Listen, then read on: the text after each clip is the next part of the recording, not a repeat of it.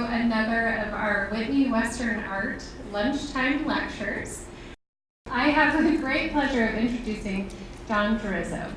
And John has been an artist in residence for going on his second week now. So he'll be here this afternoon. You can go visit with him in the gallery, or please come in tomorrow and visit with him in the Whitney. And we have the great pleasure of hearing about his experience as an artist in residence today. And hopefully he'll give us a little bit about his career as well. And I have to also thank Wyoming Arts Council and the National Endowment for Arts, because it is their grant that allows us to do these artist in residency programs.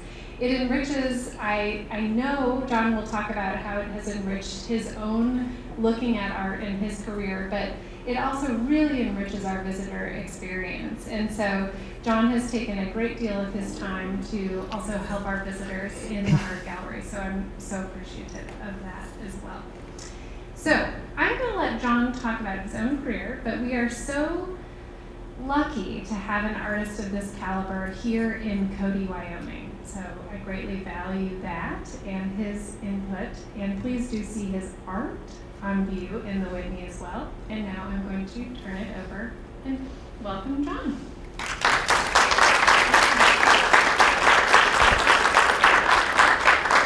Thank you. Thank you all for being here, taking the time to come to this presentation. I want to thank Mindy and her staff, all the Emilys. There's a whole bunch of Emilys working here.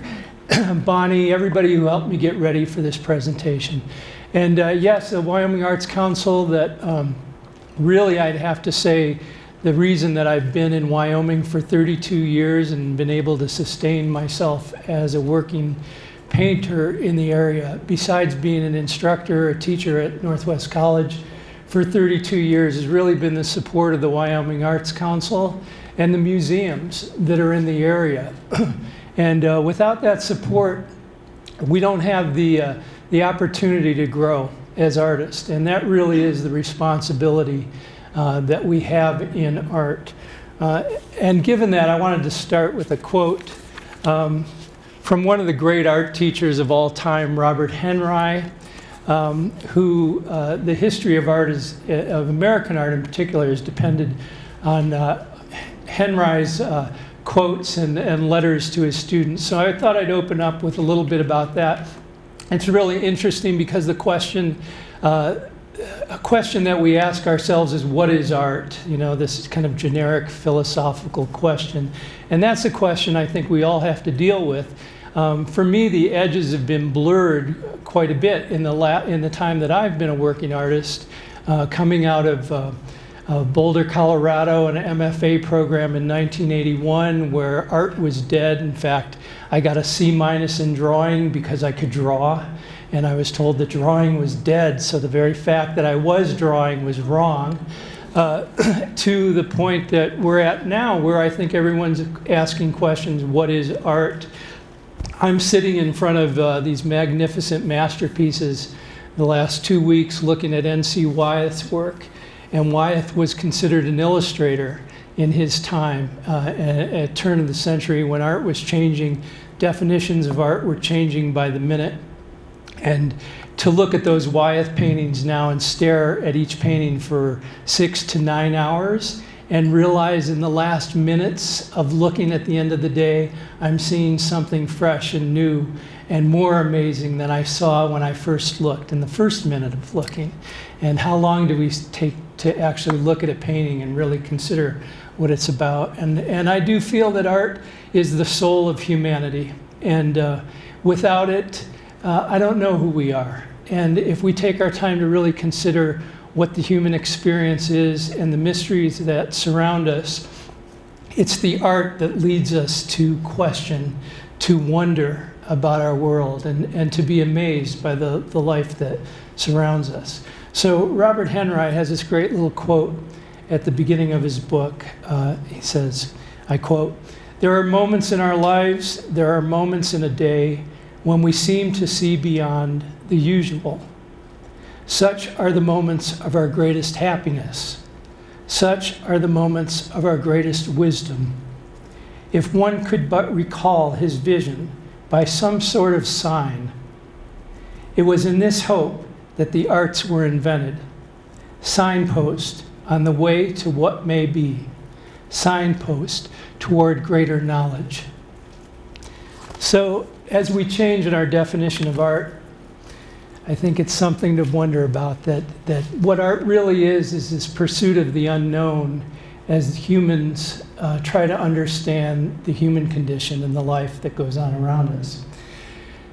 So I'll go ahead and what I'd like to do really is kind of just be a show and tell today. I put together 3 segments in this talk. The first one is going to cover my own personal growth and history.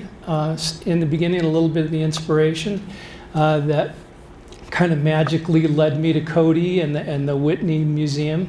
I think when I look back on some of the references early on in my life, it seemed like I was destined to be here. I would have never guessed it growing up in Cleveland, but that's the way it turned out.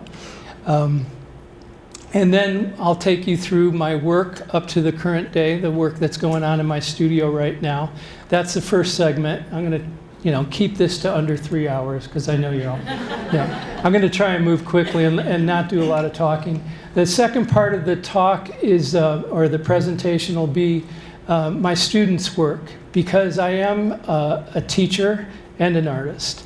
And in fact, my daughter just received her master's at Harvard this year, and the question she asked, she was in the Arts and Education program, was, what does it mean to be an artist teacher?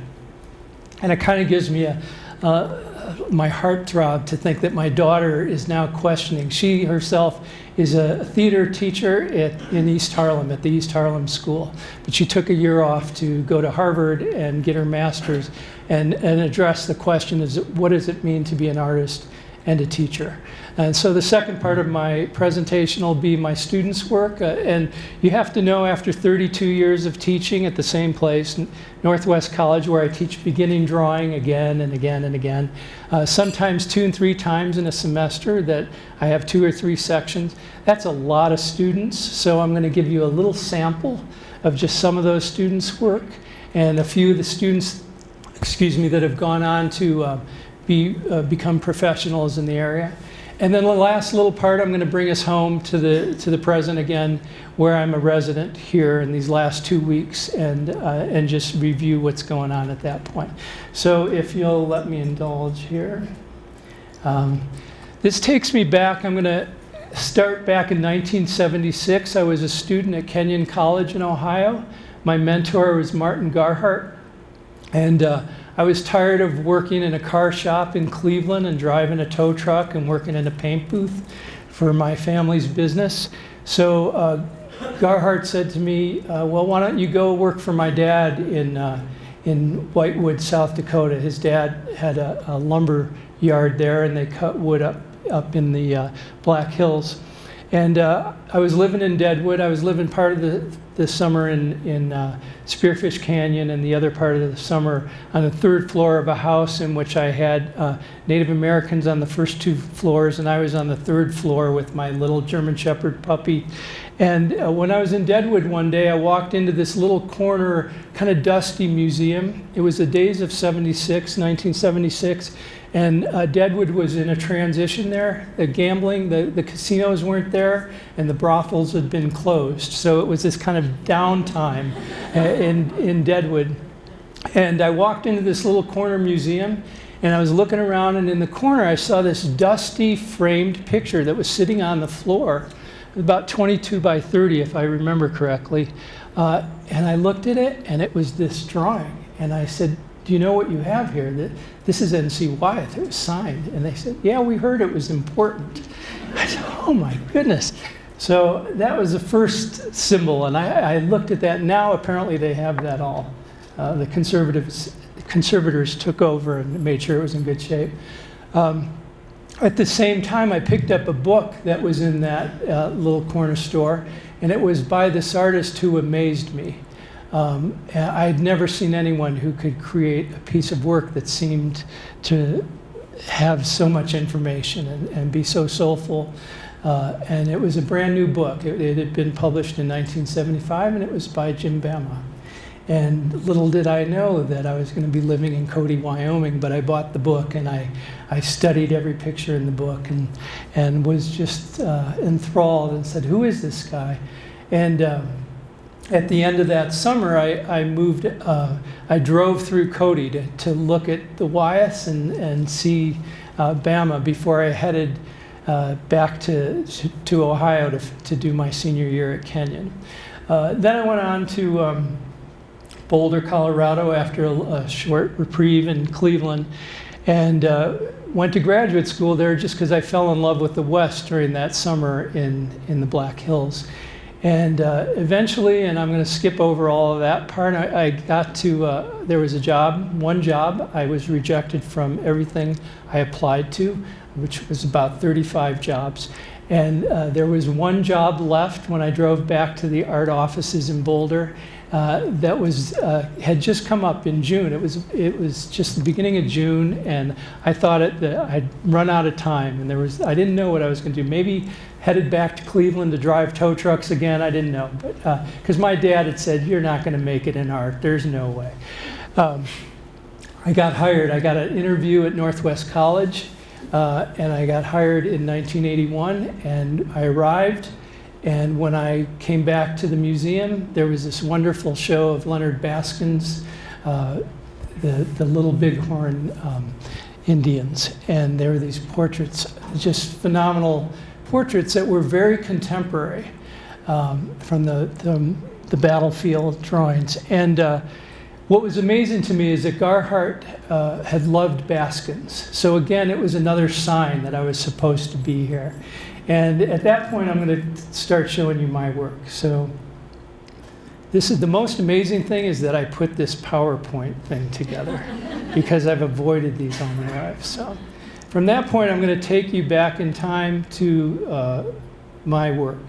So here we go, hopefully. And I'll give you a little, as we go through the slides, it's going to be chronological.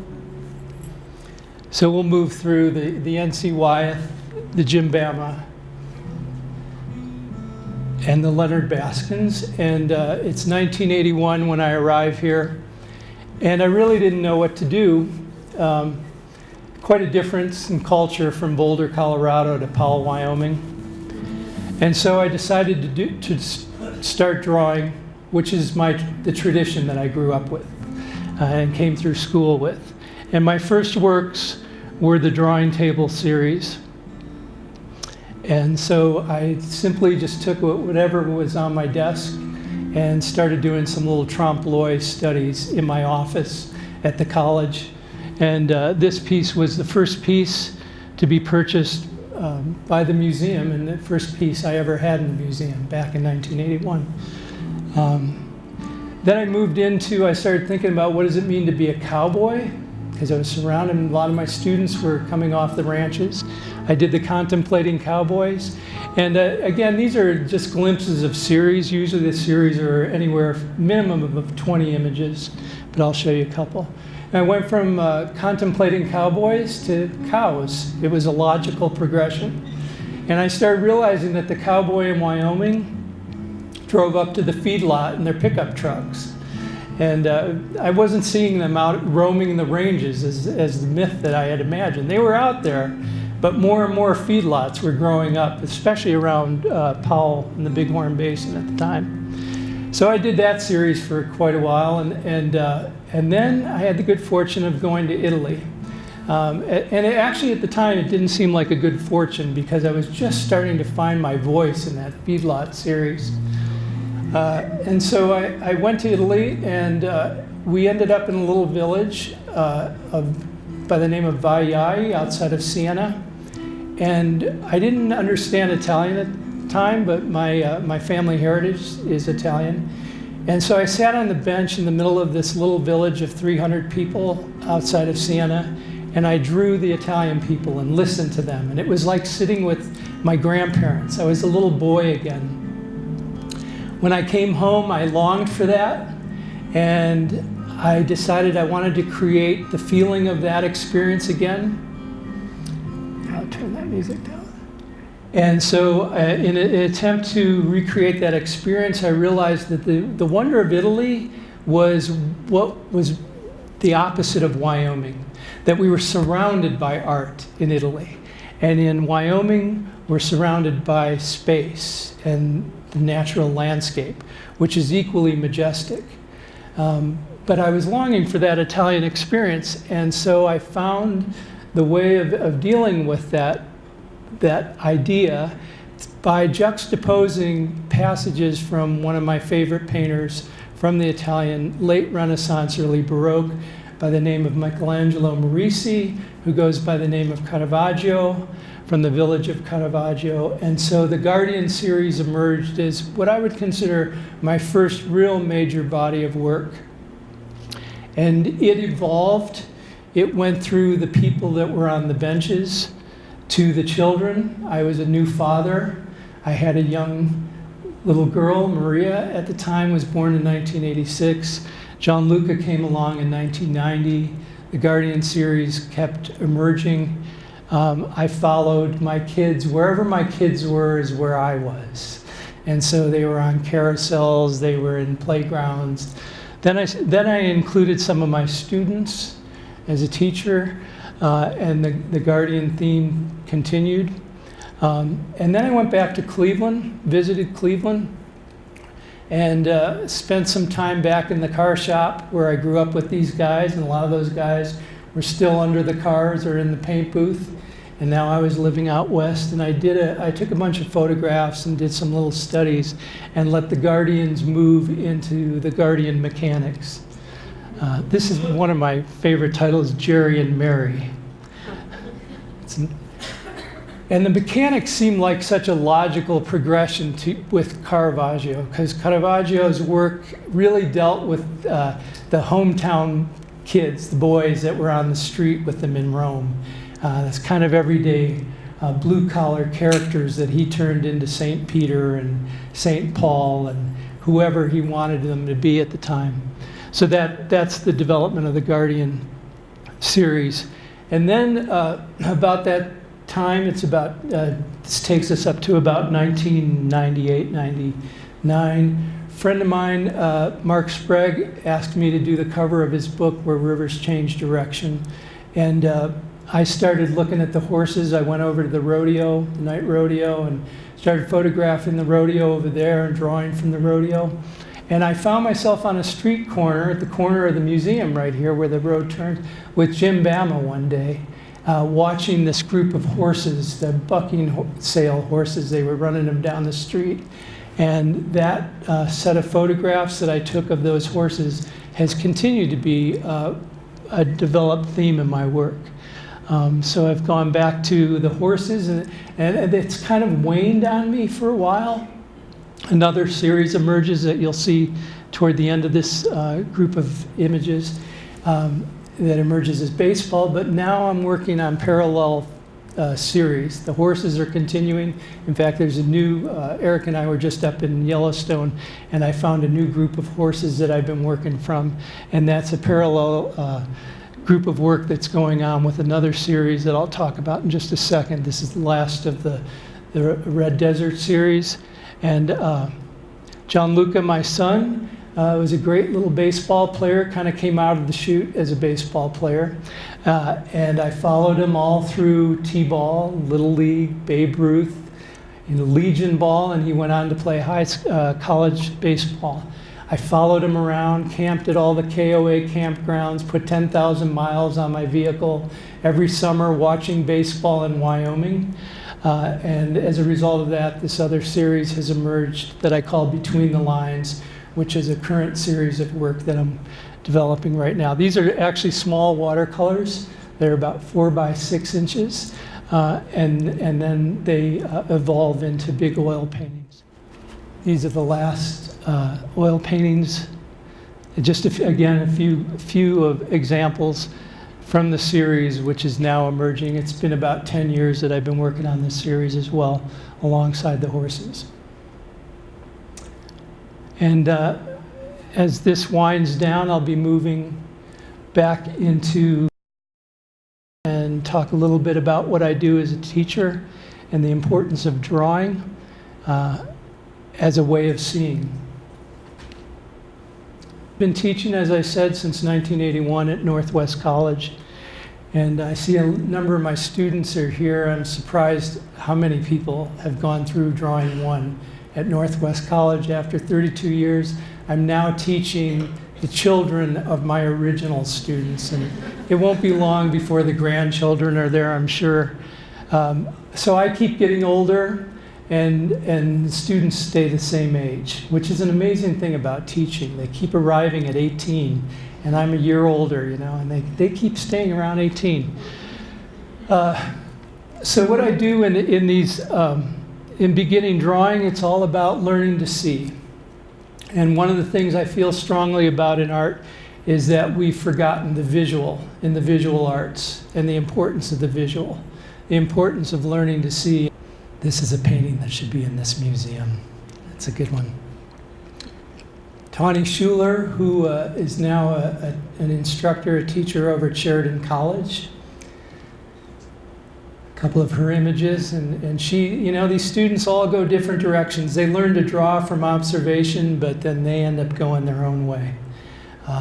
Some are illustrators, some are artists, some are designers, and you'll see Russ Walks, who does all the Star Wars posters. If you probably have some hanging in your bedroom, and then many more. He's up in Billings. There's so many other students that I have touched. Ty Barha, Jeff Rudolph, a number of local people. I don't even have their work available to show. Forrest Telford is now designing video games, 3D images on video in Seattle. These are some of his life drawings and a couple examples of his work, personal work coming up.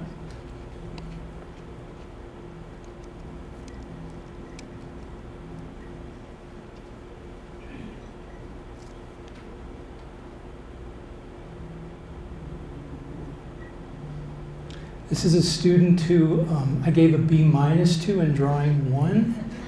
Probably won't be happy to hear that, but she eventually married me.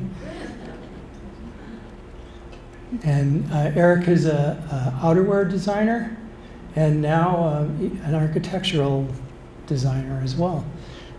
If you were to see the new medical building that's being built in Cody by the Gees, Virginia and Alan Gee, Erica's the designer of that. These are some of her outerwear for the snowboarding industry. And then next is Reed Ballard, who's a high school art teacher, has been for a number of years, and so many of his students are now my students. He's in Gillette, which is a remarkable thing. Those students arrive knowing how to draw. The few that really actually do know how to draw. A couple of Reed's images. Megan Martins teaches at Spokane Community College. She's been there for a number of years. These are 3 of her paintings.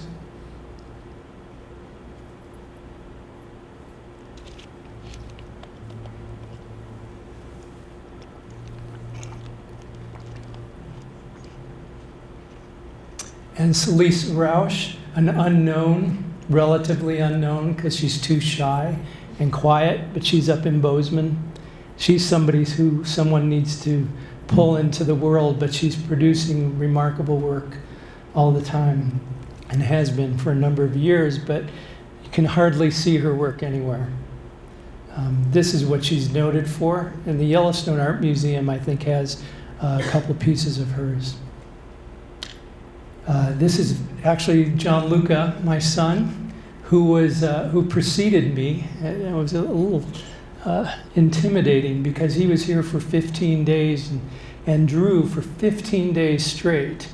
He received the Emerging Artist residency, and he was required to finish that. I think it was through the Arts Council that had to be completed on June 15th. So the problem was John Luca teaches at the East Harlem School in New York, his first year of teaching there, and they had their graduation on June 13th. So he made it work so that he could fly home on June 14th and draw for 15 days straight to be able to take on the residency, and he succeeded with in an amazing way. And so to take you through it, the reason this exists at all is because John Hall, who has become recently a great friend, we connected last summer when John Hall was working here. John Hall was looking for an excuse to go to the rodeo at night and draw. So he talked Mindy, if I get this wrong, Mindy, you can correct me, but he talked Mindy into giving him purpose by being in the museum all day and drawing. So he was the first one to take the idea of the residency. Kind of interesting how many sitting up there now drawing comments that I hear. So I'm sitting in front of the N.C. Wyeth, and right behind me is this painting by John Hall. And I've had people come up to me and say, you know, I really love these paintings, the N.C. Wyeth paintings, as do I. But that painting behind you, that bothers me. And I said, well, what is it? Well, those cowboys are wearing baseball caps, and that guy's on a cell phone. And I said, well, you know, it is today, and that was 100 years ago. But so I'm learning a lot sitting out there. And so these are a few of John Hall's drawings. We're comrades in that we believe in drawing. A few of John Hall's pieces from the rodeo. These are beautiful little pen and ink, and he does a little a kind of a gray marker wash over them. And then there's an image of John Luca during his residency. He's sitting right here in front of the, let's see, let me get this right. This is the McNeil piece. No, this is this the McNeil piece? Oh, that's the Hoffman piece, yeah. And then, yeah, this is the Fraser piece that he did a drawing of. Let's see, I can move that. That's the McNeil piece. And he did a drawing of that. He did a couple of drawings of that one. John Luca is a sculptor, and quite an accomplished one for a 24-year-old kid. Which, by the way, one of the guards was really upset with me one day because I walked up and John Luca was drawing, and the guard was standing over him. The guards are wonderful here. The guard was standing over John Luca, and I was peering over John Luca's shoulder, and the guard turned to me and he said, what do you think of his work? And I said, not bad for a rookie. And I saw this look of disdain come over the guard's face and huffed off into the back of the museum, and then he kind of came sauntering back slowly because I was still there with John Luca waiting to take him to lunch. And the guard said, I thought you had to be his father because you're the only one who could get away with saying that. He had seen my painting in the back and saw the name. And then John Luca took Pony Express and Two Champs and did a little study of this, a pen and ink study. And then the last images are just the pieces that I've done. I've had the great honor and pleasure of sitting before these really magnificent paintings of N.C. Wyeth that brought me here, you know, back in 1976. So it's full circle. I saw that drawing of Wild Bill Hickok and never imagined that day, you know, as a 19-year-old kid, 20-year-old kid in Deadwood, South Dakota, that I would be talking to you today and having to return to go finish my drawings from these beautiful paintings. So this is the first drawing I did last week. And then the next piece. And then finally this piece, and actually I'm now working on the final one of 5. And thanks to Emily Wood for making these images. And thanks to all of you for giving me the chance to be here and speak today. Why would you sit there and draw someone else's work? Exactly. Yeah, Mindy just repeated a question that's been asked actually now a couple times. I've had couple people come up to me that said, you know, stood over my shoulder and said, well, I'm an artist and I just have a question for you. I looked over, yeah, why would you bother wasting your time drawing, copying these paintings instead of doing your own work? I didn't have an answer, so if you have one, let me know, Mindy. No, there is no choice. I mean, this is the history of art, so we draw from the old masters, and we learn from those that come before us. In fact, how important it is, and as a teacher, I'm realizing how little history we're aware of today, that we're so busy moving forward and moving fast to not take the time to stop and question where have we come from, and to recognize the magnificent pieces that have come before us, and that maybe it's already been done better. And maybe if we paid a little bit more attention, we could improve ourselves, you know. And we move our ego out of the way and see that the reason for being here is to celebrate humanity and our purpose on this planet together, collectively. And we certainly do that when we draw from old masters. Any other questions? Yes? What do you learn from teaching that you take to your art? Actually, what I want to say is I'm more of a student than I am a teacher or an artist. And that's the way I feel in front of N.C. Wyeth. And in fact, that's the way I feel in the classroom. That we're always learning, you know. So I'm learning about who we are as human beings. As a teacher, I get to be in touch with the way 18-year-olds are thinking today and what's going on in their heads. You know, if I wasn't teaching and I just isolated myself in my studio, I'd be busy trying to produce my own work, but not really be in touch with the generation that is our future. So I learn a lot about that. I also learn just the way human beings think and what drives us, what motivates us. And plus I have colleagues that I learn from. The college environment's an exciting environment to work in. It's always fresh, it's new, and even though I'm teaching the same thing over and over again, I've never seen it produced or received the same way twice, even after 32 years. So I'm always learning. Peter? In your lead slide, you had a Caravaggio in the background. Right. James Earl Fraser drawing. I presume that's all one work. Yeah, I can go back to that. I just wondered, we're not too used to looking at symbolism today, but this is going to be rife with it. Can you tell us a little bit about what's going on there? Well, tongue-in-cheek, I called this piece Western art. And it was just a little thought about the fact that what we refer to as Western art when we're in Cody is different than when we talk about Western art in art history. So it's a juxtaposition, a little bit of a joke on that point. And I thought, nobody else is going to do this in that little. This was done for it was the 50th anniversary of the museum.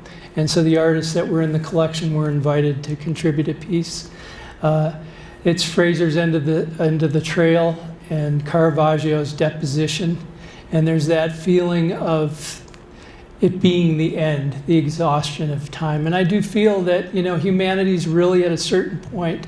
My metaphor in baseball is the guys are hitting the wall. So it's just a question I'm asking myself, where do we go from here? When I ask people, where are we going? You know, we always had this sense of moving forward when the Industrial Revolution happened. Seemed like all the way through the Renaissance, certainly, which is the paradigm we're living in, and everything reverts back to, that we're living in, reverts back to the paradigm that was built during the Renaissance, which was built out of drawings, by the way, in sketchbooks. And people sitting around at a table that the Medici invited them to dinner and said, let's have discussions. Where do we go from here? Well, that's the question I'm asking. Where do we go from here? Is it the end of the trail? Or is there a new beginning that I'm not seeing yet? So that's the point. Peter's one of my great inspirations too, was the director of the museum that led me here. And one last little story I'll tell real quickly to celebrate Peter Hasrick is I flew on the same plane to the College Art Convention in New York, was it, Peter? And we were getting off the plane, and I was a new kid in town, and Peter and I were getting off the plane together, and Peter said, can you hold this for me and I'll give you a ride? We were going to the Hilton in New York, the same hotel, for the convention. And he said, hold it tight. And I said, I definitely will. What's here? He said, those are Remington drawings. I was a new kid in Powell, Wyoming, holding this portfolio of original Remingtons. And I got into the chauffeur-driven limousine with Peter that greeted us at the airport, and they drove us into New York, into Manhattan, into the back door of the Metropolitan Museum while I was holding Remington drawings. Made me know I was supposed to be here. Great. Anyone else? Thank you all for coming. Enjoyed it.